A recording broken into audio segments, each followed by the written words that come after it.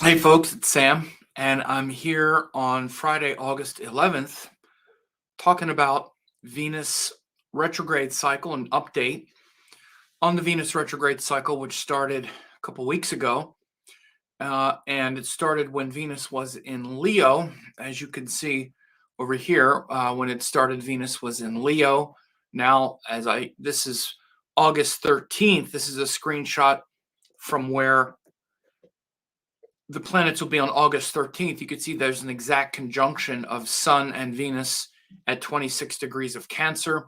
We're going to be talking about that. I'm going to go over a post that I made a couple weeks ago on July 30th, where I was talking about what we could expect from this Venus retrograde as it moves from Leo to Cancer, and where people might be at with that. So that's what we're going to be talking about today.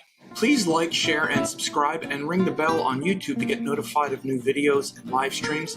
Also, leave a comment, share it with others on Facebook, Twitter, or other social media platforms.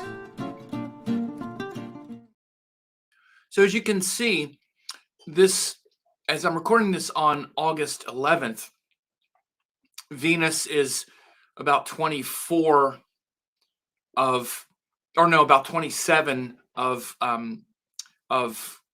Cancer, and the Sun is about 24. And so they're converging this way, Venus going backwards, the Sun going forward. And so they're converging on that point of an exact,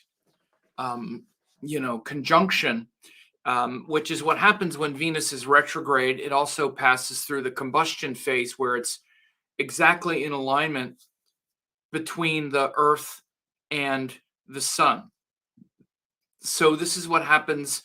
Venus can be combust when it's either on the other side of the Sun and it's moving very fast, and it's as far away from the Earth as it ever gets. That's not what we have here. It's now also combust, which means when it's joined the Sun, at least in ecliptic longitude, when it disappears in the rays of the Sun, it can either disappear behind the Sun or disappear in front of the Sun, which is where we have it now. And of course, the difference is that when we have it disappear in front of the Sun when it's retrograde, it's still going through this purification, which happens with the combustion. But now the purification is happening on a very deep soul level, because the planet is also retrograde. So when the planet is retrograde, like it's been now for a couple weeks, we're reflecting on it. So it's a very internal process where we're going back and seeing how we have used this energy before. We can feel it, and a purifying, a reflective quality on our relationships, our agreements. And again, when it's retrograde, we can tend to be reflecting on how much of its nature we can experience and enjoy, and how much gets us sort of hung up. And again, the retrograde is a reflection. You want to keep this in mind, the reflection. And so we typically can focus on the difficult quality of a retrograde, like, for example, the part that would say that, oh, I had a relationship problem, something in my relationship backed up and it's not making me as happy as it used to. Well, this is because people are reflecting, and maybe they're saying, okay, you know what? The way you're treating me is not respectful. Or maybe you're the one who is reflecting and saying, either I don't like the way you're being treated, or someone else is reflecting and now mirroring back to you that they don't like how you're treating them. Like, we can be on one or the other side of this retrograde, but either way, it's a time for us to introspect. Now, that's the retrograde part. The combustion part is the purification. So within any Mercury or Venus retrograde cycle, there's also the combustion, and particularly this combustion when it's exact.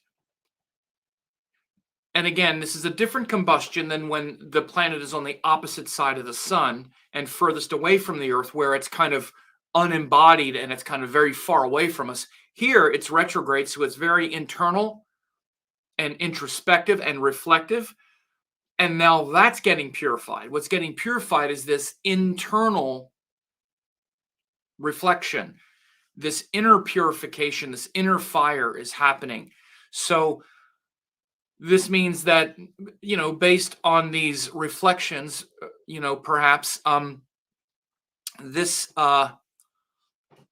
this new energy, and this new awareness is coming to you based on how you are noticing the way people are showing up. So let's go to this post that I made, and I made this post on July 30th. I wanted to read it because it was a pretty good post relative to explaining things. And I'm just going to read it. It says, "How's Venus retrograde working for you so far?" And what I did in this post is I explained a lot of the back and forth that we can get with Venus. It said, "So far, the retrograde has been in Leo, where we're perhaps more demanding, more insistent, perhaps even on our high horse about something or someone, where we would rather be alone or where we don't need connection." That may be a creative interpretation. In a more immature sense, there may be a sense of entitlement, where we would rather be praised and adored from our lofty perch. Again, this is Venus retrograde in Leo. And if someone doesn't praise us or give us the adulation we think we deserve, we withhold attention. So this is kind of an immature version of Venus, when we realize maybe someone likes us and we want them to be, sort of sublimated to us and to sort of just give us attention. So it says, "Are you a prince or princess who just wants attention and adulation and has placed himself or herself above others, especially those with a sincere heart who may actually like you and want a sweet connection and who are wearing their heart on their sleeve?" Again, this is one way to describe it. This is something that happens in relationships, especially when one or both are immature. When we see another person likes us and feel that as power over them, oh, okay, they like me, so I have a certain power, we may abuse that power or privilege and just be flattered by their attention, which are the lower qualities of Leo, and particularly like Venus in Leo.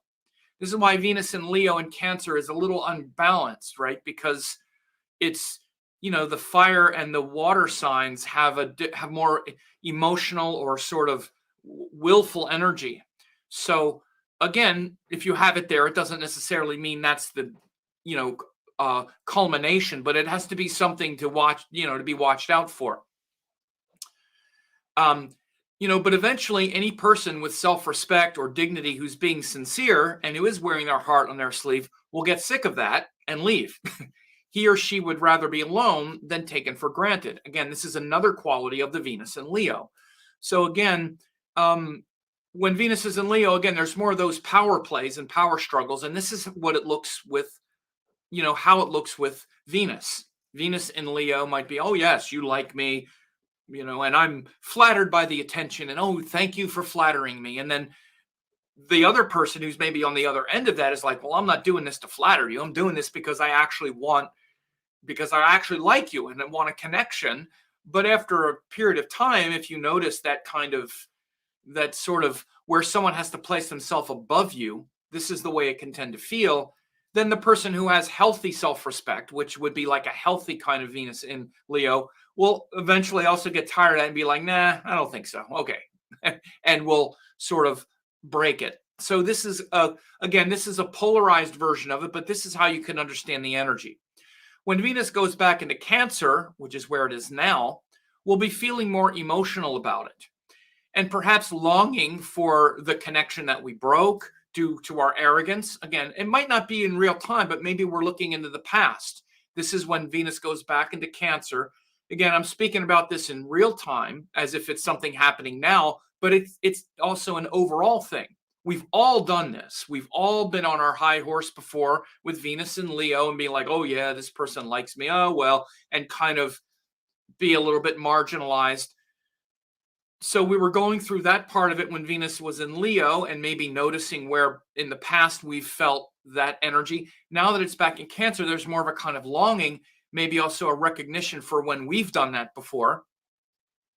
So be feeling more emotional about it, and perhaps longing for the connection that we broke due to our arrogance. Again, either now or maybe in the past. Or if we're on the other end of the equation, feeling a little bit burned by another's arrogance, we may feel grateful and thankful for the sincere and devotional heart that we offered to them, even if it was rejected or not appreciated.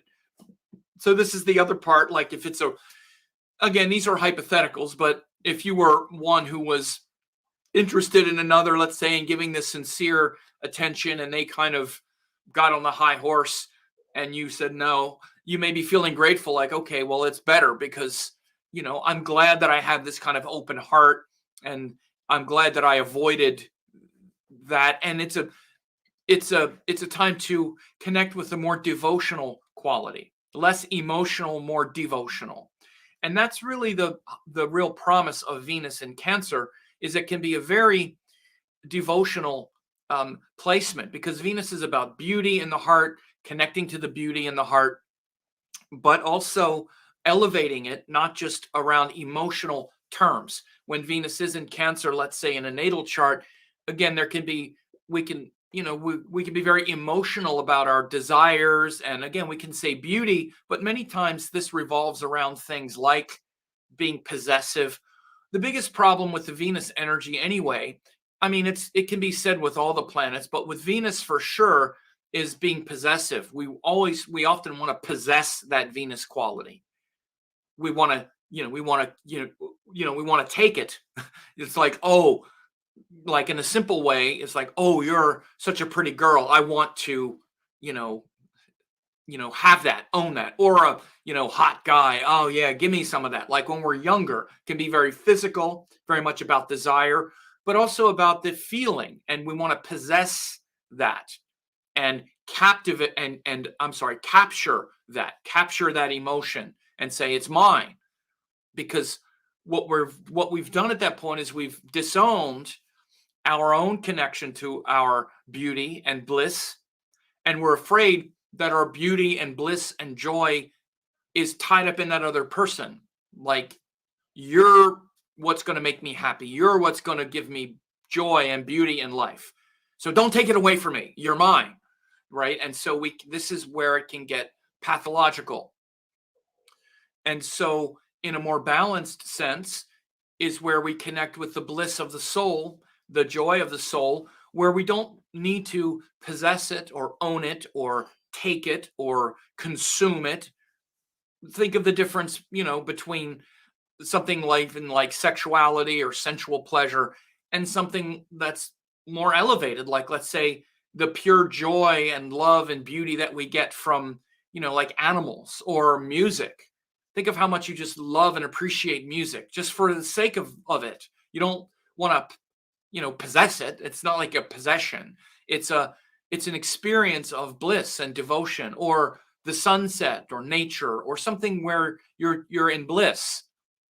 And you want to feel that bliss, like, let's say, with another person. You want to share that. I mean, how beautiful it is when we meet someone that we care about, where we share the same music or share the same beautiful experiences with them, right? It just enhances it. But then we want to get possessive and say, now keep doing it, or else I'm going to be, hurt and longing. So Venus in Cancer is where we can have a lot of longing around these things. So again, most of this retrograde cycle takes place in Cancer, right? And so this is where most of the retrograde cycle is. It's going to be there. Venus is going to be in Cancer, until early October. So we're in it for a while. Another couple of months of Venus in Cancer, and trying to, elevate that sense of beauty and joy and bliss into something that's devotional, not just emotional. And so, one of the things that I'm doing these days is I've been putting together some beautiful teachings that have been very powerful for me, putting together these beautiful teachings that I'm offering people, that they can get this 4-part video series on your cosmic nature and how astrology shows those things. Go to yourtruenaturevideos.com to get the Live Your True Nature 4-part video series. The first is called Your True Self, Your Cosmic Self, where we talk about the Atman, the Jiva Atman that comes down into the 9 planets of Lord Vishnu, how we incarnate. Then we look at our egoistic struggles in video 3, where we try to return back to the path home, the joyful and wise path home, in video 4. So again, yourtruenaturevideos.com. It's time to know yourself, not just believe in yourself.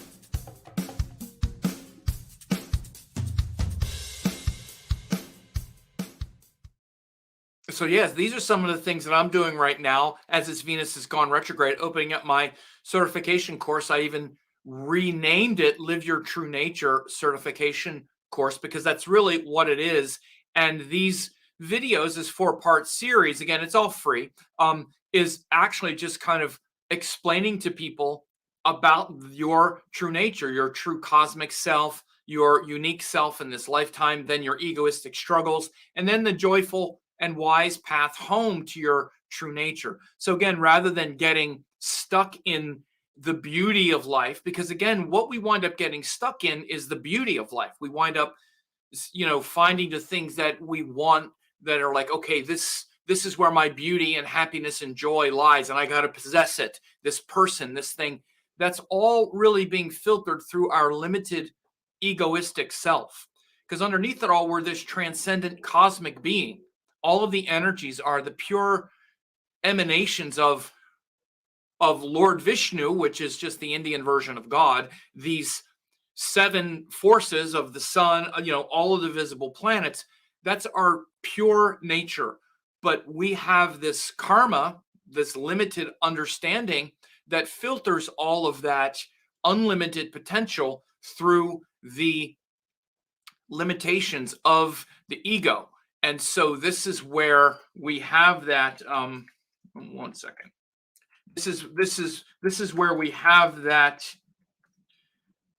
problem in life. Let me just use your true nature. I just want to put this link in here. .com. Sorry, but we wind up getting stuck in the possessiveness of the ego and wanting to own and possess others, rather than elevating and transcending the ego's possessiveness. Because that's the only problem that we have, is we're possessive. But who is possessive? What's the part of you that's possessive? It's this part. It's this egoistic self. This self that is mistaking your limited understanding and your limited capacity through the body and the emotions. You're mistaking that to be your full potential. Right? And the reason they're suffering is because that's not your true potential, because there's something higher that's observing all of this. Think about it. If you were just your emotions, then how would you know you have emotions? You would just be riding the train of emotions. The reason you know there's something beyond emotions is because the thing that's beyond emotions is you, the one that's witnessing that, the one who can see the thoughts and witness the emotions in yourself. You're the observer, not the observed, right? In the highest sense, this is, one of the earliest and oldest Eastern Dharmic teachings, is that is to become the witness, the witnessing consciousness that's behind all of that, right?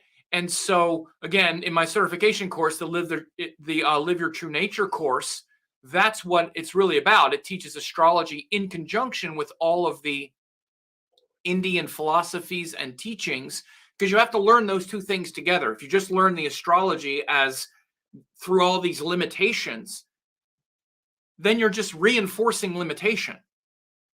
And that's what astrology often is to people. I know, because I talk to you guys all the time. It's like, I'm this means I'm this way, I'm getting that, I'm this is my karma, it's going to happen. It's all just reinforced because you're misunderstanding what astrology is really showing. It's not just showing the limitation. The limitation it's showing it on this level of ego. And most people just identify with themselves from this level downward. What most people are doing, and what the astrology chart is showing, is from this level downward, the ego breaking your unlimited nature into gunas and all of that. But your true nature is above that ego and all this stuff down here. Your true nature is up here. It's the pure nature of the planets, like I was just talking about earlier, the bliss of the soul. And you experience the bliss of the soul in things like music or sunset or things where you're not possessive, because you're not trying to possess it through your ego and your emotions, right? It's a higher soul connection, which is much closer to the pure nature of the planets. Their pure nature beyond your egoistic grasping. And by the way, this is just pure Indian philosophy 101. And the reason I teach astrology and have learned astrology this way, and I teach it this way, and when people study with me, they learn it this way, is because I've been practicing those things for 40 years, 20 years longer than I've been doing astrology. My background is in that. I started doing meditation and Indian spirituality when I was like 20. It wasn't until I was about 40 that I started doing the astrology. Now, I wasn't quite 40, but I was close. So that part is more fundamental than even the astrology. The astrology needs to be placed on top of that, because that's your true nature. And so this is why, and again, if you're interested in all this, just go to that link. It's just at yourtruenaturevideos.com, yourtruenaturevideos.com. I dropped the link in there, and get this free 4-part video series. Again, listen, this stuff can change your life. I know sometimes this is like a video, like free video. It's like, oh, now he's promoting his stuff. You don't have to buy anything. It's free. I made all this stuff for free for you. You don't have to do anything. Just give your email address, and you get literally me explaining your true self, your cosmic self, and explaining this beautiful, how the soul comes down from the Atman to the Jiva Atman through the incarnations of Vishnu, right from the classical scriptures. Put all this together through Maya, through ego, through the gunas, through the chart. Again, map the whole journey down. So go to that and get it. Again, it's free. You don't even have to pay for it, for God's sake. So, but the reason it's important is because, especially now with the sun purifying this Venus energy, it's really a time to be purifying our relationship with the Venus energy. And so it's very easy for us to get lost in the emotions of the ego, of the mind and the ego. We get lost in it. That's what we're doing in the world. And again, you have to understand, we say, oh yeah, sometimes I get lost, but I remember now. Listen, my life, your life, we're 99.9% lost all the time. We're just in the ego all the time. Unless we're sitting still in meditation and really in some intentional state of equilibrium, we are in the ego. That's what we are, in the mind, emotions, body, structure. And so this is why it takes a lot of intention to elevate that vibration. And again, most of the time, and even when we start to elevate the vibration, it's something that feels a little bit better. Again, it's very emotional. And what we can tend to do is mistake that more emotionally elevated state as the spirit or something. It's closer, but it's not the pure nature, of course, because it's conditioned on something. Even the things I mentioned, like music or something like that, raises the vibration. And it can really connect you to the heart in a much deeper way. That's why things like music, I use as an example, is an elevation of Venus energy and can really connect you to something that's more foundational in you. So, for example, when you, like, I know for myself, like I've been reflecting a lot on all relationships, not just ones that would have been, romantic or past and future that have failed for some reason, or how much I can compromise, or how much this or whatever whatever the agreements are, but in a large context as well, like with my family or this or that, and just, the beauty of life and the beauty of life that we see in other people, and how painful it is at times that we can't remember it or we can't access it because we get our feelings hurt or we get angry at them, or people have done things to us and they've not apologized for them, and we're holding on to grudges. And all of this is the real stuff that can be happening now. This is the real energy. When it goes retrograde, this is how it comes up more than anything.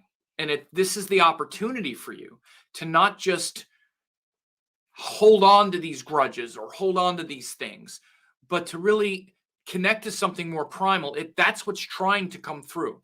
What's trying to come through is a more pure relationship with that energy, a more pure relationship with the energy, like I have on this diagram right here, with the planets up here and their pure essence. Before they get filtered through the ego, the planets have this pure essence where they're just connected to the soul and to the heart. Again, soul doesn't mean force. Heart doesn't mean emotions. Strength doesn't mean fighting. Again, that's Mars. Intelligence doesn't mean stimulation or ideas.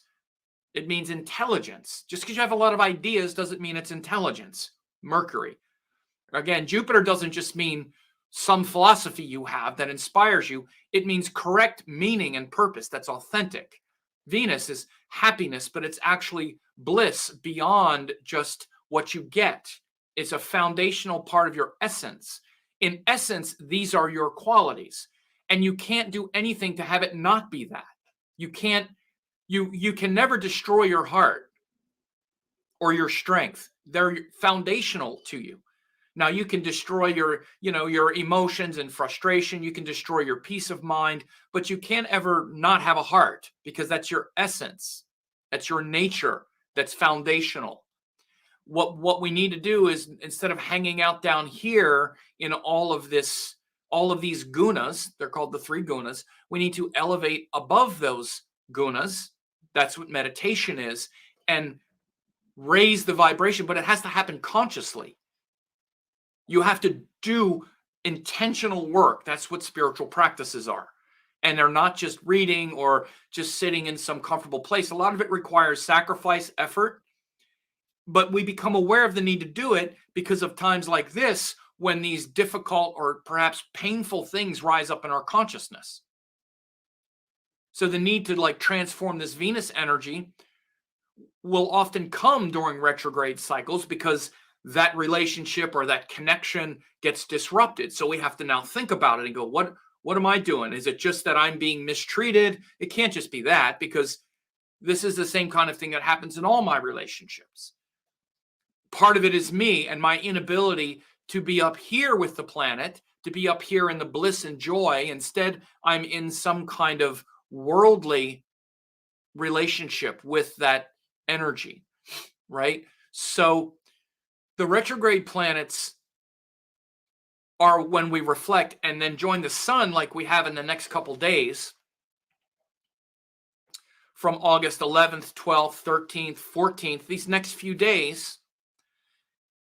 You want to really notice the purification that's happening. It's like a trial by fire now with Venus energy. With the Venus energy, it's like a trial by fire. You're being purged of your misunderstandings and your wrong-headed attachments and your desire to possess an experience with another person. And I want to tell you where it really hangs out, where the attachment really hangs out. The attachment really hangs out. I said it earlier, but it really hangs out in those things and places and people who were, let's say, abusive to you. And they never apologized for it. They never accounted for it. And you still have that beautiful feeling about them, but you don't like to have that feeling, because it's painful to have that feeling, because you wanted something that you didn't get.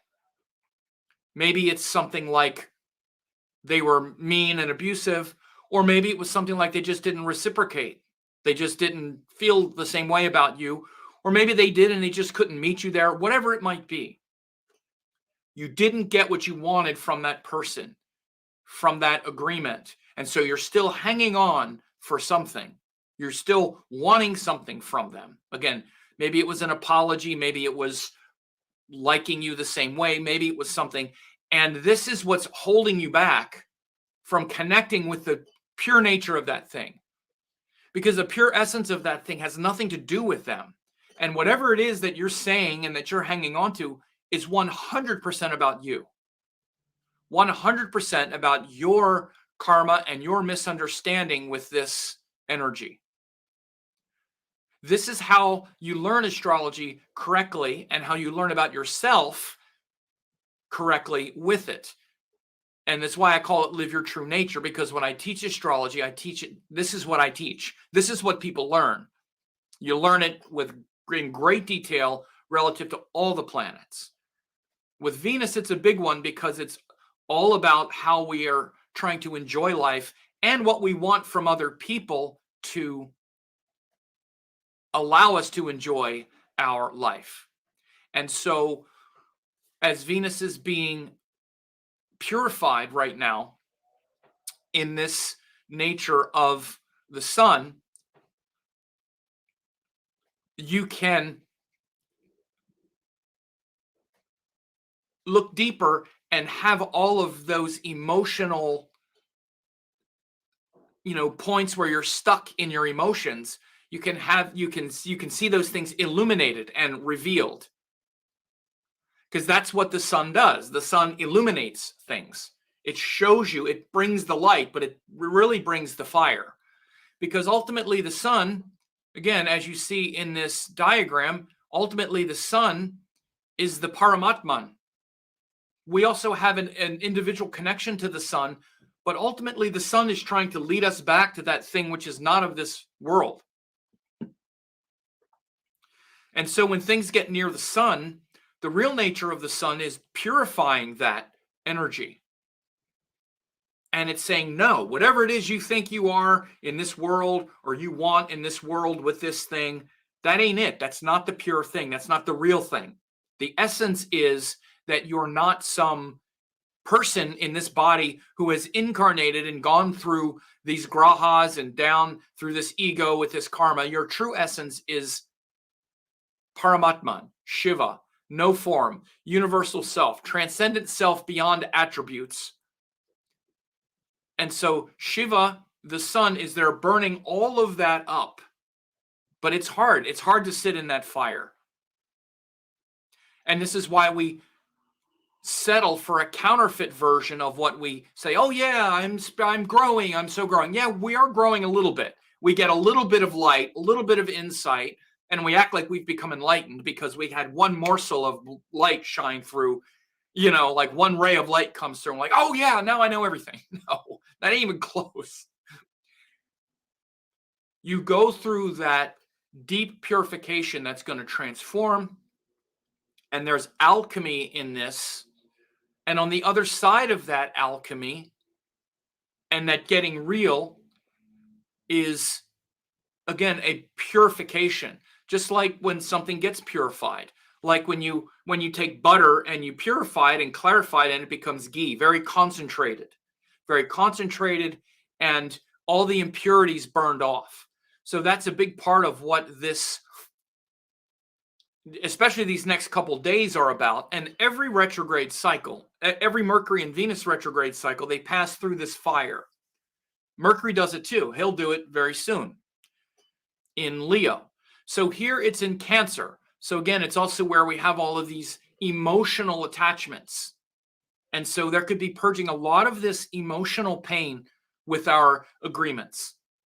And this kind of deep subconscious and hidden pain that we're not even aware of. Again, that's why it goes back to even our family and our mother and very primal energies where we just wanted to be happy.